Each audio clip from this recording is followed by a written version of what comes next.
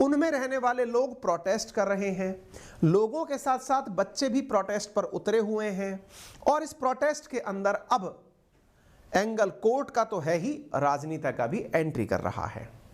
एक चीज और यहां पर मैं आपको बताना चाहूंगा, ये जो भूमि है ये रेलवे की है या फिर अतिक्रमण की है, इसको लेकर असल विवाद है। रेलवे इस भूमि को लगभग 29 एकड़ के आसपास की भूमि है जिसे वो अपना बताता है।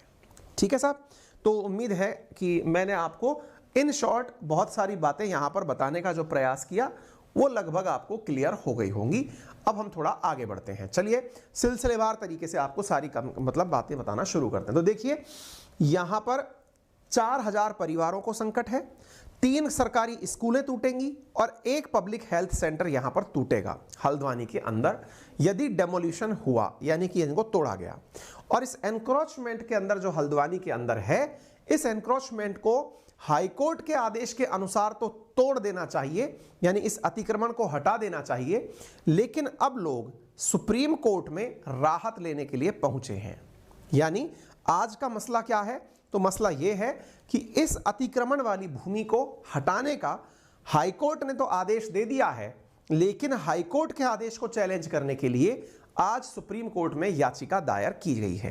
अब सुप्रीम कोर्ट इस मसले की सुनवाई करेगा और देखेगा कि इस अतिक्रमण को हटाया जाना चाहिए या नहीं हटाया जाना चाहिए। उत्तराखंड के अंदर नैनीताल हाईकोर्ट के द्वारा यह फैसला दिया गया है, 29 एकड़ की अवैध कब्जे की भूमि को हटाने का आदेश दिया गया है, जहां पर 4000 से अधिक कच्चे पक्के मकान हैं, जिनके आसपास लगभग 50,000 लोगों के रहने की बात है।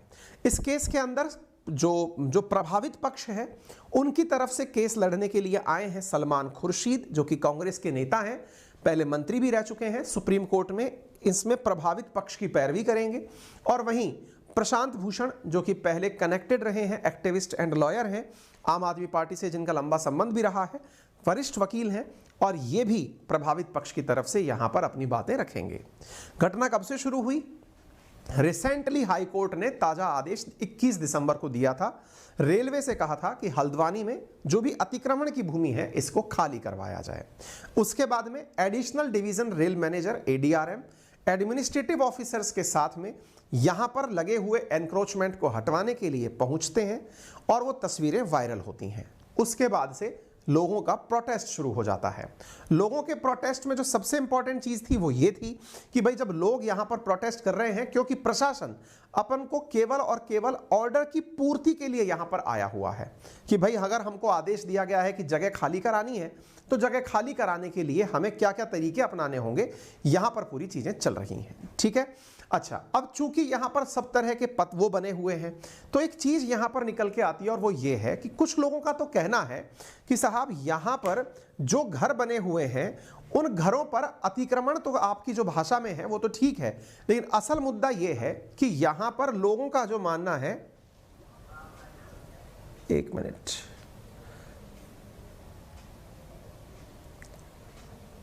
और वो यहां पर लोगों का यह मानना है कि हमारे पास में यहां रहने के पट्टे भी उपलब्ध हैं, अर्थात यहां जहां पर लोग रह रहे हैं उनके पास में घर के कागजात अवेलेबल हैं, और अवेलेबल कागजात के बावजूद भी अगर आप हमें हटा रहे हैं तो यह ठीक नहीं है।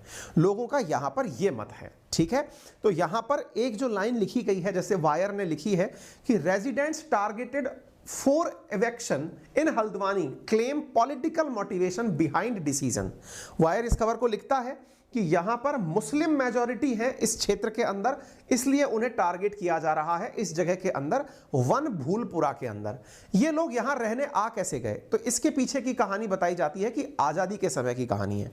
कहा जाता था, बोले पहले यहां पर लकड़ी का काम जब होता था तो यूपी से बड़ी मात्रा में लोग, यानी रामपुर, मुरादाबाद, बरेली के आसपास के जो लोग हैं, वो इस लकड़ी के काम को करने के लिए हल्द्वानी वाले क्षेत्र में आकर रहते थे, और रेलवे की जो लगभग 29 एकड़ जो भूमि है इस पर उन्होंने रहना शुरू कर दिया था।